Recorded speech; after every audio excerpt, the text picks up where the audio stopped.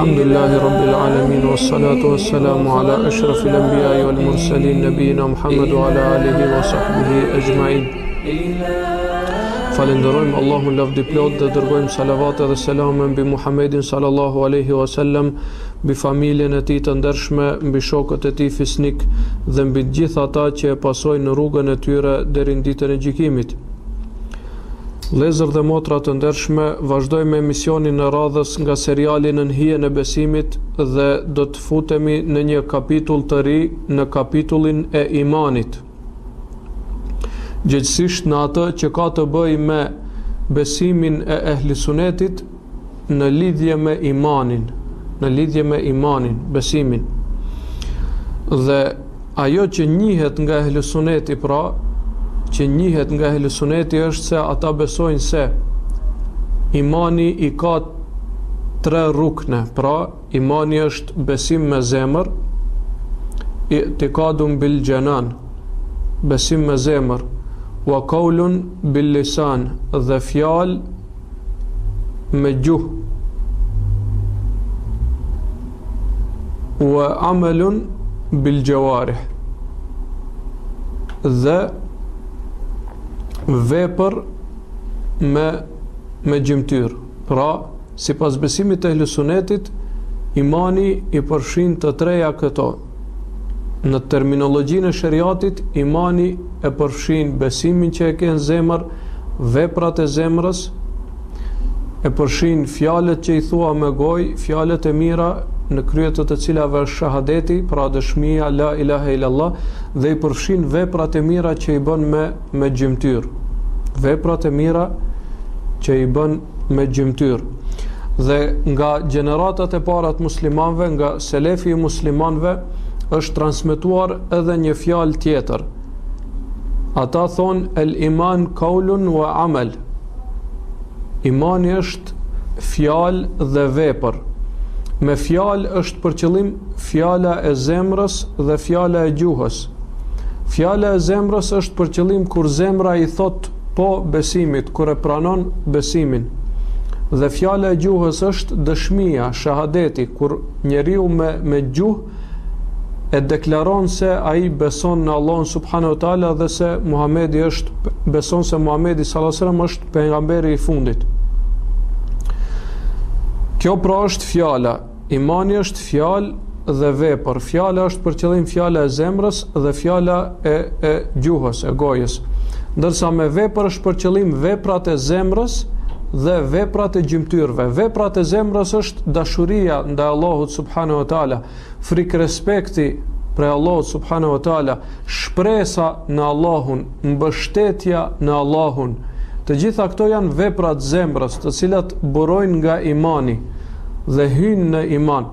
Dhe veprat e gjymtyrve, të cilat janë pra namazi e kështu me radhë, veprat që njeriu i bën me gjymtyr. Dhe krejt këto e formulojnë atë që ne e quajmë iman. Pra kjo është pjesa e parë që ka të bëjë me besimin e ehlusunetit në lidhje me imanin. Se imani është fjalë dhe vepër, apo me fjalë tjera besim me zemër, fjalë me gojë dhe vepër me gjymtyr. Dhe pjesa tjetër që është veçoria e ehlusunetit është se besojnë se el iman yezid wa yankus. Imani shtohet dhe paksohet. Imani shtohet dhe paksohet. Thot Imam Buhariu rahimahullah, Imam Buhariu njihet shkruesi i Sahihut Buhariut, librit të haditheve, një prej dietarëve më të mëdhej të selefit, të gjeneratave të para të muslimanëve. Thot Imam Buhariu, thot e kam shkruar hadithin nga më shumë se 1000 dietar. E kam shkruar hadithin nga më shumë se 1000 dietar. Kulluhum yaqul, të gjithë ata thonë el iman qaulun wa amal, imani është fjalë dhe vepër, yezid wa yankus, shtohet dhe paksohet. Pra, imani, cilësia e imanit është se shtohet dhe paksohet. Shtohet me vepra të mira dhe paksohet me vepra të këqija. Apo siç kanë thënë shumë prej selefve, el iman i'tikadun bil janan wa qaulun bil lisan wa amalun bil arkan yazid bi ta'ati ar-rahman wa yankus bi ta'ati ash-shaytan. Imani është besim me zemër, fjalë me gojë, vepër me gjymtyr, shtohet duke respektuar Rahmanin, Allahun, dhe paksohet duke respektuar shejtanin. Ky pra është imani tek besimi e ehlusunetit, për dallim nga grupe që janë jashtë kësaj, të cilët besojnë se imani nuk shtohet dhe nuk paksohet. Dhe argumentet e kësaj që ne i cekëm janë të shumta, sa i përket asaj se imani e përfshin edhe veprat, është hadithi Muhamedit sallallahu alaihi wasallam, ku pejgamberi alayhis salam thot: el iman bid'un wa sab'un shu'ba. Imani është 70 e disa pjesë. A'laha, më e larta pjesë e imanit është qaul la ilaha illallah wa Muhammedur Rasulullah. Më e larta pjesë e imanit është fjala apo thënia e dëshmisë la ilaha illallah Muhammed Rasulullah.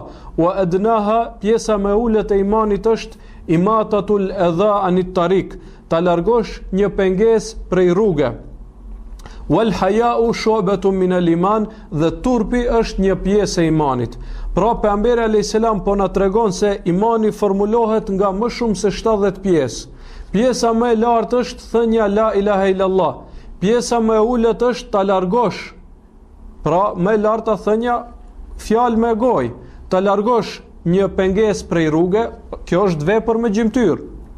Wal haya, dhe turpi, thot pejgamberi alayhis salam, turpi është pjesë e imanit dhe turpi është çështje e zemrës, çështje e brendshme. Pra të tre këto gjëra pejgamberi alayhis salam i quajti iman. Dhe Allahu në surën Bekare e quan namazin e quan iman, besim. Thot Allahu i lartësuar: wa ma kana Allahu li yudi'a imanakum, dhe Allahu nuk dëshiron që tua humb juve imanin tuaj, është për qëllim namazin që e kanë bërë në drejtim të Beitul Maqdesit, në drejtim të Jerusalemit.